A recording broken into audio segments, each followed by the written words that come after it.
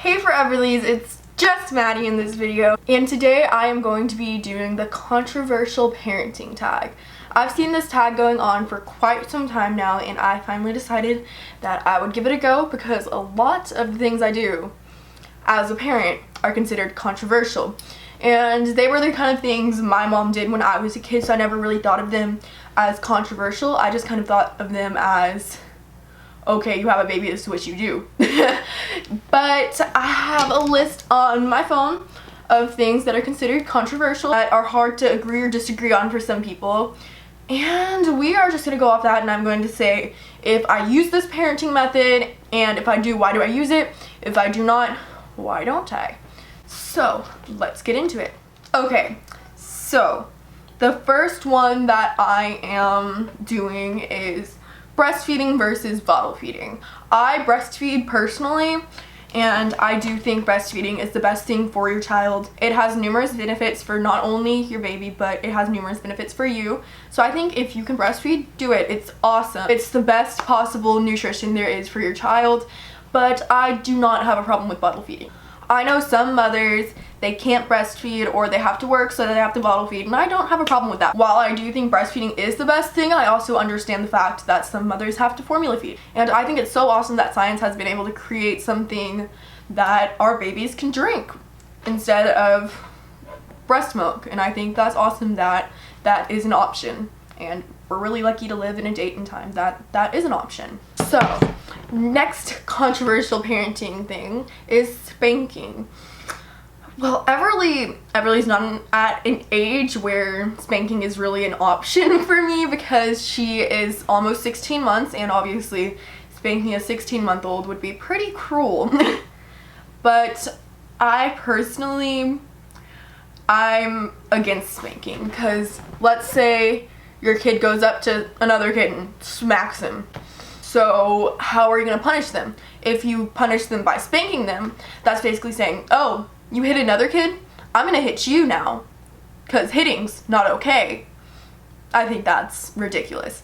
You can't expect your kid to respect you if you parent through fear. I consider spanking something that parents do as like, okay, for my child to behave, they need to fear me so they can behave. I do not think that is okay. I do think in extreme circumstances spanking could be an option, but I say definitely consider all the other choices before you spank. And that's what I will do too. I don't think Everly will ever be spanked unless she's really, really bad. But I think it's better to make them want to be good. Okay, next one. This isn't like one that's in a lot of parenting tags, but it is one that I decided to include in mine because I'm vegetarian and I have been almost my whole life.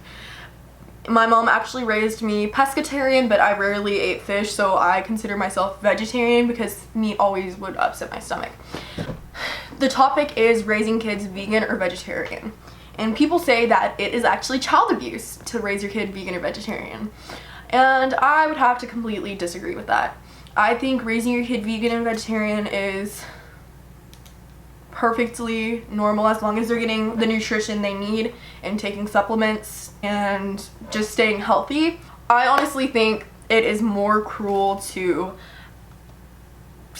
Y'all are gonna get mad at me for this, but I think it's pretty cruel to have your child eat meat before they know what it is, because they grow up watching shows with a bunch of farm animals. Like one of Everly's favorite characters on a show was like a chicken when she was younger on Moana, the little chicken guy.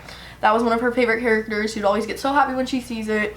And just to think, like, if she wasn't vegetarian, she probably would have ate chicken. Like, that's a living animal, and I do think that if she ever wants to eat meat, I want her to be informed, like, this is something that was once living. I know y'all are probably gonna get really pressed about this, but I do think raising your kid vegetarian is okay, or vegan, that's okay too.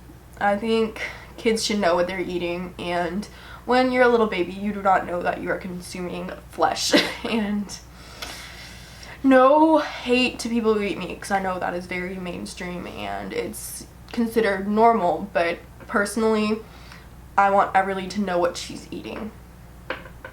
Yeah, they're probably so frustrated now. I'm sorry if I'm making you mad with my opinions. Just know all of our opinions are perfectly valid, and we all have different ones, and that's what makes this world so awesome, that so many different people can come together with our opinions and share them even if they're different. So don't get mad at me. I still love y'all. Next up is circumcision. Circumcision. Okay, I said it right that time. Personally, I think it is unnecessary. If I had a boy, I would not circumcise them, because I think it's cruel. If you ever like read into circumcision, I can't even say the word. Should I be allowed to have an opinion on a word I can't say? Probably not, but we're gonna still do this. But personally, if I had a boy, I would not circumcise them, because I think it is mutilation. It is not necessary for them to survive, and it's their body. I probably sound like triggered right now, like it's their body. No, but I really do think that circumcision is something that you should not do at birth, and you should let your child grow up uncircumcised and let them decide if they want to be circumcised, because if you don't circumcise them, they can choose if they want to be circumcised or uncircumcised. But if you do circumcise them, what if they decide one day, hey, I want my foreskin back? They can't do that. So I really do think that you should leave that up to your kid and not make that decision for them. This one is kind of in the same sense, within the matters of letting them choose what alterations they want to make to their body, and it is piercing ears at birth. I know that this is a cultural thing in some cultures, and I think that's perfectly fine. It's your culture, like, do it, go for it.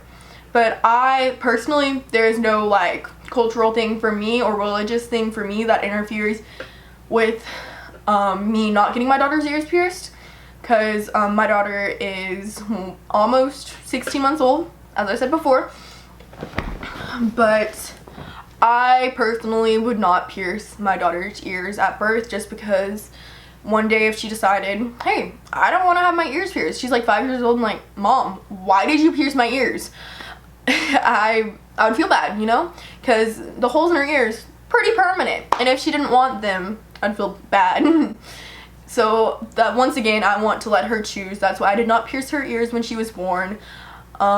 As cute as earrings are, I want to wait to let her choose that she wants to get her ears pierced, because I want to have her full consent, and babies can't really consent to body altercations, so I just kind of thought, hey, I'm gonna wait. And my mom waited with all her kids as well, so this is kind of, I get a lot of my parenting methods from my mom. She waited until I was 7 to get my ears pierced, and then my sister also waited until she was 7, and then I have another 7-year-old sister who decided, hey, you know what, I don't want to pierce my ears. So yeah, that's kind of part of the reason, because I've witnessed it firsthand. My sister decided she did not want her ears pierced, and what if Everly decides the same thing and she already has her ears pierced? So I decided no on ear piercing for Everly, just personally.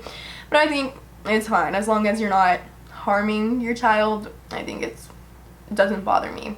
So next up is raising your kids with no gender roles. There's a lot of different grounds you could take this on. Like, you could go to not telling your kid whether they're a boy or a girl, or just letting them play with different toys, like boy or girl toys. And personally, I am totally for raising boys and girls the same way, but not in the sense of like not telling them they're a girl or a boy and letting them choose. Everly is a girl unless she decides otherwise in her older years, but I am raising her as a girl, but I'm raising her the same way that I would a boy, if that makes any sense. I don't like, I let her choose the things she likes. Like, if she goes over to the car section or like the dinosaur section in a store and looks at the boy stuff, I'll get her a boy toy if she wants a boy toy. And if she goes over and looks at the girl toys, I'll get her a girl toy. It doesn't really matter to me what kind of toys she wants to play with. This really doesn't apply to right now because she can't dress herself, but if she ever wants to dress in clothes that would be considered masculine, that's fine by me. I don't really mind it, but I wouldn't take it as far as not telling her whether she's a boy or a girl. Oh, next up is vaccinations. And I know this is something y'all have been wanting to hear from me for a while because y'all think I'm some anti-vax essential oil girl. Not me. I am all for vaccinations. I think they are amazing. They literally have saved so many people. Once the study came out that the fake study came out that vaccines can cause autism, everyone stopped vaccinating. Like, a bunch of people said, okay, this is scary, not gonna vaccinate our kids because we'd rather our kids be dead than have a mental illness. Personally, I'd rather have my child have autism than be dead. And the study is fake, so vaccines do not cause autism. They can, however, increase the symptoms of autism if it's already present. That happened with my brother, actually. Once he started getting vaccinated, his autism got worse, but I mean, he's not dead, so we don't really mind. I mean, wouldn't you rather have a kid with autism than have a kid with the measles or freaking polio? That's kind of the way I see it, but I do vaccinate Everly. I was scared to vaccinate her at first, and I was honestly kind of like leaning towards the anti-vax side. Then I did my research, and I'm kind of like, okay, I've got to vaccinate this kid. I was being so stupid thinking, no vaccinations. Like, that was probably one of the dumbest things I've ever done. So I didn't vaccinate her for like the first, I think it was 2 months. She got her like Hep B and the shots required in the hospital, and then I'm like, okay, I'm gonna wait on vaccinations. I need to decide. And then she went in for her, I think it was anywhere between 1 to 6 months. Somewhere between there, and she started getting vaccinations because I decided, okay, I'm being dumb as hell, I'm gonna vaccinate my kid. Something I do believe in with vaccinating is having not a delayed schedule, but doing one vaccination at a time. Sometimes when you go in, they're gonna be like, you need the DTaP, Hep B, polio, HIV, all that stuff. And sometimes they want to do all the vaccinations at once, but I personally think 1 or 2 is the safe way to go at a time. Because if you inject too much into your child's body, I don't think it's good. I don't think it's like horrible, but it's personally not something I want to do. So I do like to kind of like do one at a time. Like, even if it's go in 1 week, get 2 shots, go in the next week, get 2 shots. I do vaccinate her, but I don't like to do a ton of vaccinations at the time. That's why I love the combo shots like the DTaP. So she can get like a bunch of immunities in 1 shot, because shots do have something called thimerosal, and okay, do not come for me on this. This is not like fact checked. I don't have a medical degree, but some of them have mercury, I believe. I'm not sure, but I just think it's safer to keep those levels as low as possible. And once again, I do not have a medical degree, and I think the only person that should be able to talk about vaccinations and if you should or shouldn't get them are people with a medical degree. And if you have not studied medicine, don't. Like, listen to the doctors. Essential oils cannot cure polio. Your child will be in an iron lung. It won't be cute. Next up, it's kind of less controversial. It wasn't very controversial for me, at least, is whether you have a medicated birth or not. Like, I had an epidural because I have a 0 pain tolerance. I cannot handle pain. It hurts. Like, pain hurts. I didn't want to feel that. I wanted my birth to be something that didn't hurt, so I could like experience the bliss of having a child come out of me. And my birth, I loved it. I thought it was awesome. It was scary, but I loved it. And personally, if you want a C-section, go for it. Get a C-section. Honestly, good for you. You don't have to get stitches down there. Get a C-section. Do it. And if you want to do a natural birth, go for it. Honestly, like, people who do natural births are so freaking strong. I could never, ever, ever have a natural birth. I have bad anxiety. I would probably have an anxiety attack. Technically, my birth was considered natural partially, just in the sense that it was vaginal, but I had an epidural, so I did not feel anything, which I thought was awesome. That medicine can help us not feel pain while we're giving birth. Like, freaking awesome. But I don't think I would ever be able to have a fully natural birth. It just sounds way too painful for me. My mom, actually, she had all of her kids, 5 children, without an epidural or a C-section. Crazy. Well, actually, except for me, she had pneumonia, so she had to get an epidural, but she was still in a lot of pain because she had pneumonia. But yeah, that's crazy. I would never be able to give birth naturally. I don't think I have the strength to. Maybe one day I'll try to have a natural birth, but I'm not planning on getting pregnant anytime soon either, so natural birth is not something that I see in my near future. The next two are two of my favorite things. So the first one is co-sleeping, which is basically your baby or toddler sleeps in your bed, which I do. I practice this one. And I think that it is safe if you practice it correctly. Like some people, if you are severely overweight or you take medication that makes you sleepy, co-sleeping is a no-go for you. But if you know how to practice it safely and you take all the necessary precautions like a baby gate, like moving the pillows and comforters down, having like a firm bed, and you take all the necessary precautions, I think co-sleeping, I think it's perfectly normal. I think it's super natural, because why would you give birth to this precious baby and go put them in another room at night? I personally don't understand it, so I co-sleep. Everly and me have co-slept since day one. It also makes the night feeding so much easier. And so I don't have to like get up all the time. I can just pop a boo in her mouth and go back to sleep. It has saved both my sanity and the hours of sleep I get at night, because I get to sleep a lot more when she's in my bed. But yeah, I have co-slept every day since I have given birth. Last but not least, extended breastfeeding. If you don't already know what extended breastfeeding is, it is basically considered breastfeeding past, it has different definitions, but it's either breastfeeding past 6 months or 1 year. And I do still breastfeed my daughter. She's 16 months, and this is considered extended breastfeeding. And the reason why I breastfeed her still is because I think it is healthy. It provides nutrients still.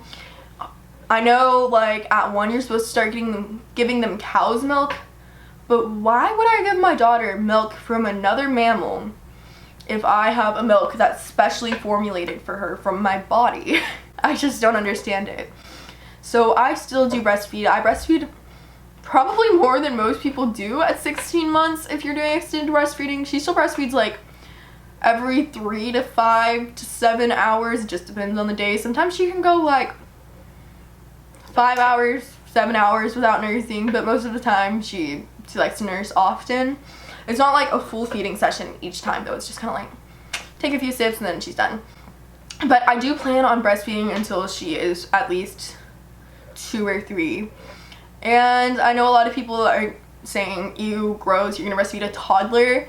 But look up the benefits. It's so healthy. But there are so many studies that show how healthy it is for your baby if you are breastfeeding.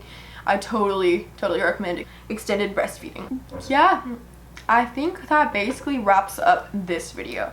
I hope y'all liked this, and thank you for watching. Oh my god, let's hope I actually edit and don't go take a nap. But I love y'all and thank you for your never-ending support, and hopefully the comments get back on soon so I can interact more with y'all. Make sure you go over to my Instagram, because I will probably have a post, like my thumbnail post or something, for y'all to comment on, since the comment section is obviously not on my channel right now. But thank y'all for watching, and I will see you next time. Bye!